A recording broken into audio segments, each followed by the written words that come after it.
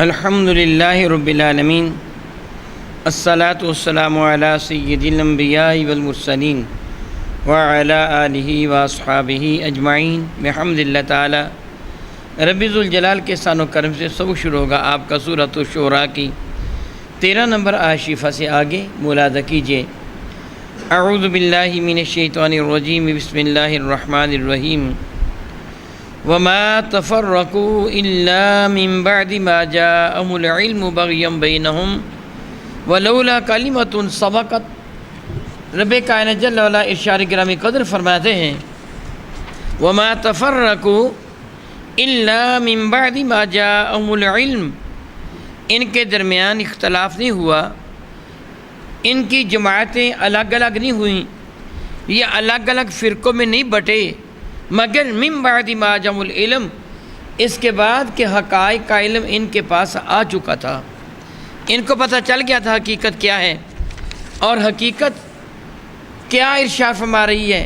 حقائق سے چشم پوشی کرتے ہوئے انہوں نے اپنے الگ الگ فرقے بنا رہے ہیں، بغیم بینہم، محض باہمی حسد سے، بغاوت و سرکشی سے، ضد سے، اپنی انا کی بنا پر انہوں نے الگ الگ فرقے بنائے ہیں، حقیقت کو سمجھتے ہیں۔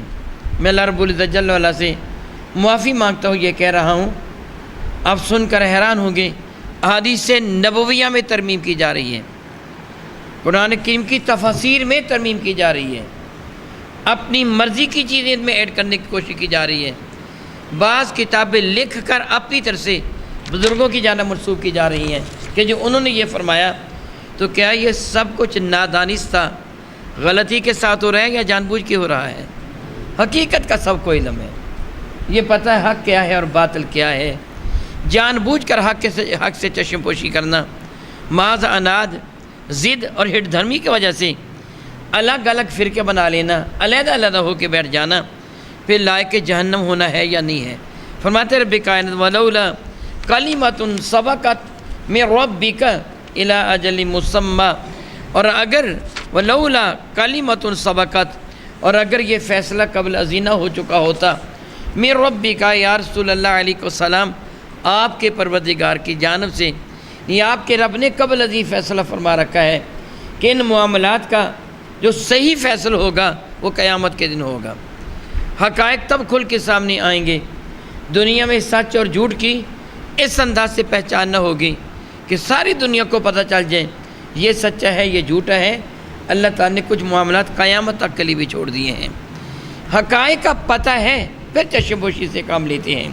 فرماتے ہیں الی اجل مسمی، ایک معینہ مدت تک، لقضی بینہم، تاکہ ان کے درمیان پھر فیصلہ کر دیا جائے اور ان کو پھر بھاگنے کی مہلت نہیں ملے گی، فرار کی راہ ان کو میسر نہ آئے گی، کیونکہ یہ خود حقائق سے چشم پوشی کر چکے ہوں گے۔ ان سے سوال کیا جائے گا، آج بھی اگر ایک آدمی حقیقت کو تلاش کرنا چاہتا ہے کہ حق کیا ہے، احادیث نبویہ کے حوالہ سے، آیات قرآنیہ کے حوالہ سے، تو حق عیاں ہو جاتا ہے، پتہ چل جاتا ہے حق کیا ہے، لیکن سزا کے اعتبار سے دنیا میں نہیں ہے کہ جھوٹے کو دنیا میں سزا مل جائے، سچے کو دنیا میں ظاہری طور پر کو نہ مل جائے، ایسے نہیں ہوگا، اس کا فیصلہ قیامت کے دن ہوگا۔ یعنی سچے کو جزا کا ملنا، جھوٹے کو سزا کا ملنا، یہ دنیا میں نہیں، یہ آخرت میں ہوگا۔ دنیا میں نہیں، دنیا میں حقائق کا پتہ چل جاتا ہے، قرآن و حدیث کے حوالہ سے پتہ چل جاتا ہے سچ پر کون ہے اور باطل پر کون ہے۔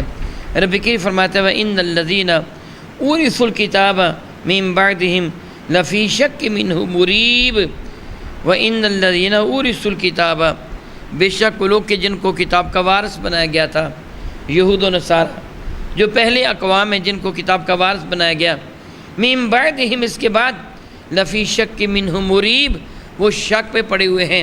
مریب ایسا شک و تردد جو ذہن میں قلق اور تکلیف اور دکھ پیدا کرے، اور جو شک اس چیز، اس حقیقت کی جانب اشارہ کرے کہ تو غلطی پر ہے۔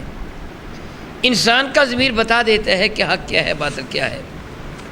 ذرا سوچئے، یہود و نصارہ جن کی کتابیں میں میرے نبی کا تذکرہ ہے، وہ جانتے تھے حقیقت کیا ہے، اللہ رب العزت فرماتا ہے یعرفونہ کما یعرفون ابناءہم، یہ میرے نبی کس طرح پہچانتے ہیں جس طرح باپ اپنے لخت جگر کو پہچانتا ہے۔ حضرت سیدنا عبداللہ بن سلام رضی اللہ تعالیٰ عنہ یہود میں بڑے پائے کے علامہ تھے۔ عبداللہ سلام ان کے ابا کا نام تھا۔ ان کے والد ذی وقار بھی یہودیوں میں حبر کا درجہ رکھتے تھے، علم کا بحر ناپید کنار، اس کو وہ حبر کا درجہ دیتے تھے۔ بہت بڑا علامہ سیدنا عبداللہ بن سلام رضی اللہ تعالیٰ عنہ میرے کریم آقا رسول عربی شفیع معظم رحمت اللہ کے ساتھ کوئی بحث کرنے کے لیے آئے تھے، سوالات و جوابات کے لیے آئے تھے۔ اپنی سابقہ کتابوں یعنی تورات، زبور اور صحائف انبیاء ان کے حوالہ سے میرے نبی پر سوالات کر کے حقیقت کو جاننے کے لیے آئے تھے۔ مقصد ان کا حق کو پہچاننا تھا، ضد نہیں تھا، ہر درمی نہیں تھا۔ عبداللہ بارکہ ساتھ باب میں حاضر ہوئے، سوال کرنے کی بجائے میرے نبی کے چہرے کو دیکھ کے فرمانے لگے یہ چہرہ کبھی کسی جھوٹے کا نہیں ہو سکتا۔ کلمہ طیبہ پڑھ کے میرے نبی کے دامن کرم سے وابستہ ہو گئے۔ میرے کریم آقا کی شکل و صورت کے بارے میں تورات کے اندر بڑے واضح ترین لفظوں میں ذکر فرما دیا گیا تھا۔ سیدنا کعب احبار رضی اللہ تعالیٰ عنہ یہ سیدنا فاروق اعظم کے زمانہ میں ایمان لے کے آئے ہیں، حضور کا زمانہ پایا ہے کعب احبار نے۔ حضرت فاروق اعظم کے زمانہ میں ایمان لے کے آئے تو کس نے کہا کعب تو نے زمانہ وہ ترک کیا جو زمانوں میں سب سے اعلیٰ زمانہ تھا، یہ چیز ایک حقیقت ہے۔ میرے کریم فرماتے ہیں خیر القرون قرنی، کائنات کے سارے زمانوں میں اعلیٰ تین زمانہ میرے مصطفیٰ کریم کا زمانہ ہے۔ میرے نبی فرماتے میرا زمانہ ہے سب سے اعلیٰ زمانہ، حق یہی ہے۔ سب انسانوں میں اعلیٰ میرے نبی، سب زمانوں میں اعلیٰ میرے نبی کا زمانہ، شہروں میں اعلیٰ میرے نبی کا شہر، صحابہ میں اعلیٰ میرے نبی کے صحابہ، اہل بیت میں اعلیٰ میرے نبی کے اہل بیت، امہات المومنین میں اعلیٰ میرے نبی کے ازواج مطہرات، کیونکہ میرے کریم اعلیٰ ہیں اس لیے میرے آقا کی جانب منسوب ہر شے ہی اعلیٰ۔ کہا گیا کہ تو اس زمانے میں ایمان لے کے نہیں آیا جو اعلیٰ ترین دور تھا، اب تو رسول رحمت پردہ فرما چکے ہیں۔ صدیق اکبر کا زمانہ گزر گیا، فاروق اعظم کا زمانہ آ گیا۔ یاد رکھیں ایک اعتبار سے آج بھی میرے نبی کا زمانہ ہے اور قیامت تک میرے نبی کا زمانہ ہے بے حیثیت نبوت کے۔ ظاہری حیات مبارکہ تو اس وقت ہی نا، بے حیثیت نبوت کے یہ زمانہ میرے نبی کا زمانہ کسی اور کا زمانہ نہیں ہے، لیکن مراد یہ تھا کہ ان کی ظاہری حیات مبارکہ میں۔ تو کعب احبار اپنے ایمان لانے کا واقعہ بیان فرمانے لگے کہ میں جس طرح دوسرے یہودی حضور سے حسد رکھتے تھے میں بھی حسد رکھتا تھا، میں بھی ضد رکھتا تھا، میں ان کی کوئی بھی بات ماننے کے لیے تیار نہیں تھا، میں ان پر ایمان لے کے نہیں آیا۔ وہ زمانہ بیت گیا، صدیق اکبر کا زمانہ آ گیا، یہ زمانہ بھی گزر گیا، حضرت عمر کا زمانہ آ گیا۔ حضرت عمر نے فرمایا کہ یہودیوں کی جائیداد خرید لی جائے اور یہودیوں کو مدینہ طیبہ سے نکال دیا جائے۔ میں نے اپنی جائیداد کو بیچ دیا، اپنا مکان بھی خالی۔ یہاں میں یہ بھی بتا دوں حضرت فاروق اعظم رضی اللہ تعالیٰ نے عام منڈی کے ریٹ پر یہودیوں کی جائیداد نہیں خریدی تھی، ان کو منہ مانگے دام دیے تھے۔ کوئی یہ نہ کہے کہ ان کے ساتھ زبردستی کی گئی ہے، اس کے ساتھ ساتھ ان کو یہ حکم تھا کہ اپنا سارا مال و اسباب جو تم لے جانا چاہو لے جاؤ، خالی پلاٹ کی ہم قیمت ادا کر رہے ہیں۔ کعب کہتے ہیں کہ میں نے بھی اپنے گھر کا سارا اثاثہ اکٹھا کر لیا، میں مسلمانوں کا شدید دشمن تھا، میں نے اپنے مکان کی چھت بھی ادھیڑ دی، کڑیاں، بالے، شیطیر سب کچھ میں نے ادھیڑ لیے تھے، اکیڑ لیے تھے، بلکہ فرماتے میں نے تو کوکیل بھی دیوار میں لگا نہ رہنے دیا، میں مسلمانوں کو کچھ بھی دے کے نہیں جانا چاہتا تھا، گھر کو اجاڑ دیا تھا، سارا اثاثہ سامان میں نے باندھ کر اونٹوں پر لاد لیا تھا، بار کر لیا تھا۔ پھر میں نے اپنے اہل خانہ کو حکم دیا اونٹوں پر سوار ہو چلو، کوئی شے اب باقی رہ گئی، چلیں ہم یہاں سے۔ جب میں اونٹ پر سوار ہونے لگا تو مجھے ایک واقعہ یاد آ گیا۔ واقعہ کیا تھا؟ میرے ابا نے بوقت رحلت مرنے سے قبل مجھے اپنے پاس بلایا تھا، مجھے یہ واقعہ یاد آ گیا۔ میرے ابا نے مجھے کہا تھا بیٹے کعب میں نے تیرے لیے اس طاقچہ میں، طاقچہ دیوار کے اندر بنایا گیا، ایک وہ رکھنا جس کو ہم پنجابی میں آلہ کہتے ہیں، طاقچہ، اس طاقچہ میں نے تیرے لیے بڑی اہم ترین شے محفوظ رکھی ہوئی ہے۔ بیٹے میں نے طاقچہ کو پتھروں سے بند کر کے اس کے اوپر لیپ دیا ہے، اور میں تجھے وصیت کرتا ہوں، یعنی میں وہ حکم دے رہا ہوں جس کی نافرمانی کی تجھے اجازت نہیں ہے، وصیت ہے، میں وصیت کر رہا ہوں اس طاقچہ کو کبھی بھی نہ کھولنا۔ ہاں اگر تم پر کبھی ایسی مصیبت آ جائے کہ جس کا حل تجھے کوئی بھی نظر نہ آئے، پھر اس طاقچے کو کھولنا، اس کا حل تجھے مل جائے گا۔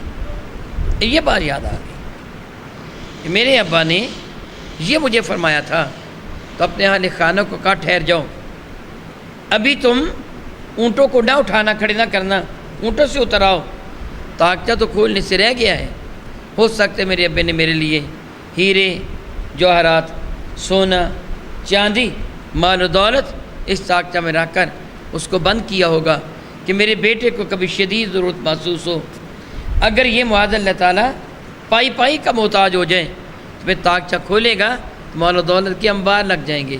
میرے ابا نے میرے لیے کچھ سنبھال کر رکھا، ٹھہر جاؤ، میں یہ کبھی بھی مسلمانوں کو دے کے نہیں جاؤں گا۔ میں نے اپنے اہل خانہ کو اونٹوں سے اتار دیا، گدال پکڑی اور دیوار کا وہ حصہ توڑنا شروع کر دیا جہاں طاقچہ تھا۔ میں بڑی احتیاط سے کام لے رہا تھا، نہیں جانتا تھا کہ اندر ہے کیا۔ بڑی ہی احتیاط اور سلیقے کے ساتھ جب ایک ایک پتھر کو طاقچہ کے منہ سے جدا کیا تو حیرت کے ساتھ میری آنکھیں پھٹی کی پھٹی رہ گئیں۔ چمڑے کے پرانے ٹکڑے، یعنی پرانے چمڑے کے چند ٹکڑے طاقچے کے اندر پڑے ہوئے تھے، جن کی قیمت چند درہموں کے سوا کچھ بھی نہیں تھی۔ میں حیران تھا کہ میرے ابا نے یہ کیا کیا۔ خیر میں نے آگے بڑھ کر ایک ٹکڑا اٹھا لیا، یہ ٹکڑا تورات کا ورق تھا۔ یہ سارے ٹکڑے تورات کے ورق تھے، ان میں ایک رکا تھا جو میرے نام تھا، باقی تورات، اور ایک رکا میرے نام۔